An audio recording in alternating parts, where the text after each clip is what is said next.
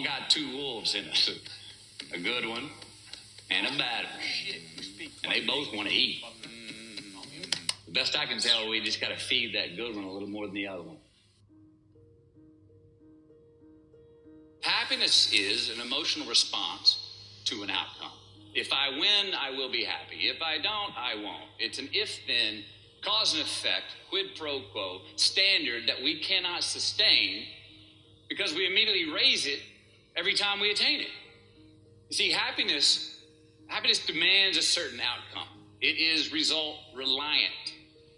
And I say if happiness is what you're after, then you're going to be let down frequently and you're going to be unhappy much of your time. Joy, though, joy is a different thing. It's something else. Joy is not a choice. It's not a response to some result. It's a constant. Joy is the feeling that we have from doing what we are fashioned to do, no matter the outcome. Now, personally, as an actor, I started enjoying my work and literally being more happy when I stopped trying to make the daily labor a means to a certain end.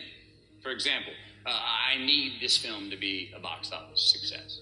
I need my performance to be acknowledged. I need the respect of my peers. All those are reasonable aspirations, but the truth is, as soon as the work, the daily making of the movie, the doing of the deed became the reward in itself for me, I got more box office, more accolades and respect than I ever had before.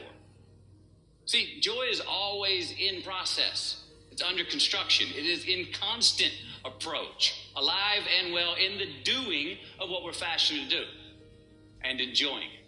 Now, the easiest way to dissect success is through gratitude. Giving thanks for that which we do have, for what is working. Appreciating the simple things we sometimes take for granted. We give thanks for these things, and that gratitude reciprocates, creating more to be thankful for. It's really simple, and it works.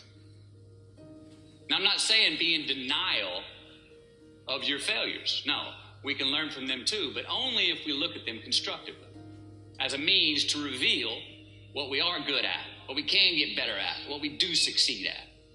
Our life's a verb. We try our best, we don't always do our best. And since we are the architects of our own lives, let's study the habits, the practices, the routines that we have that lead to and feed our success.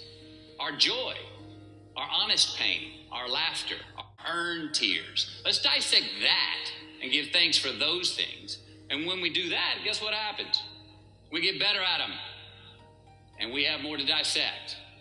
It's a get rich quick on the internet, richest 15 minutes of fame world that we live in, and we see it every day. But we all want to succeed, right? So the question that we got to ask ourselves is what success is to us, what success is to you. Is it more money? That's fine. I got nothing against money. Maybe it's a healthy family. Maybe it's a happy marriage. Maybe it's to help others, to be famous, to be spiritually sound, to leave the world a little bit better place than you found it. Continue to ask yourself that question. Now, your answer may change over time, and that's fine. But do yourself this favor. Whatever your answer is, don't choose anything that will jeopardize your soul. Prioritize who you are, who you want to be, and don't spend time with anything that antagonizes your character. Don't drink the Kool-Aid, man. It tastes sweet, but you will get cavities tomorrow, all right? Life is not a popularity contest. Be brave, take the hill, but first answer that question, what's my hill? Well, for me, it's a measurement of 5 things. We got fatherhood. We got being a good husband. We got my health, mind, body, and spirit. We got career, and we got friendships. These are what's important to me in my life right now. Because I want to keep all 5 in healthy shape. And I know that if I don't take care of them, if I don't keep up maintenance on them, one of them is going to get weak, man. It's going to dip too deep into the debit section. It's going to go bankrupt. It's going to get sick, die even. So first, we have to define success for ourselves. And then we have to put in the work to maintain it. Take that daily tally. Tend our garden. Keep the things that are important to us in good shape. Defining ourselves by what we are not is the first step that leads us to really knowing who we are. You know that group of friends that you hang out with that they really might not bring out the best in you? You know, they gossip too much, or they're kind of shady. They really aren't going to be there for you in a pinch. Or how about that bar that we keep going to that we always seem to have the worst hangover from? Or that computer screen, right? That computer screen that keeps giving us an excuse not to get out of the house and engage with the world and get some real human interaction. Or how about that food that we keep eating? The stuff that tastes so good going down, it makes us feel like crap the next week. We feel lethargic and we keep putting on weight. Well, those people, those places, those things, stop giving them your time and energy. Just don't go there. I mean, put them down.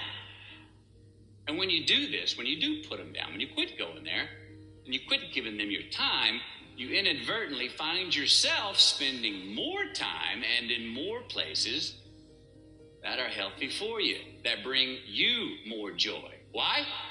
Because you just eliminated the who's, the where's, the what's, and the when's that were keeping you from your identity. Like, trust me, too many options, I promise you this, too many options will make a tyrant of us all. All right, so get rid of the excess, the wasted time. Decrease your options. If you do this, you will have accidentally, almost innocently, put in front of you what is important to you by process of elimination. Knowing who we are is hard. It's hard. So give yourself a break. Eliminate who you are not first, and you're going to find yourself where you need to be. Make voluntary obligations. I'm talking about the ones that we make with ourselves, with our God, with our own consciousness. I'm talking about the you versus you obligations. We have to have them. Now, again, these are not societal laws and expectations that we acknowledge and endow for anyone other than ourselves. These are faith-based obligations that we make on our own. These are not the lowered insurance rates for a good driving record. You will not be fined or put in jail if you do not gratify these obligations I speak of. No one else governs these but you. They are your secrets with yourself, your own private counsel, personal protocols. And while nobody throws you a party when you abide by them, no one's going to arrest you when you break them either, except yourself. An honest man's pillow is his peace of mind. And when you lay down on that pillow at night, no matter who's in your bed, we all sleep alone. These are your personal Jiminy Crickets, and there are not enough cops in the entire world to police them. It's on you. It's on you. We do our best when our destinations are beyond the measurement, when our reach continually exceeds our grasp, and when we have immortal finish lines. And when we do this, the race is never over. The journey has no port.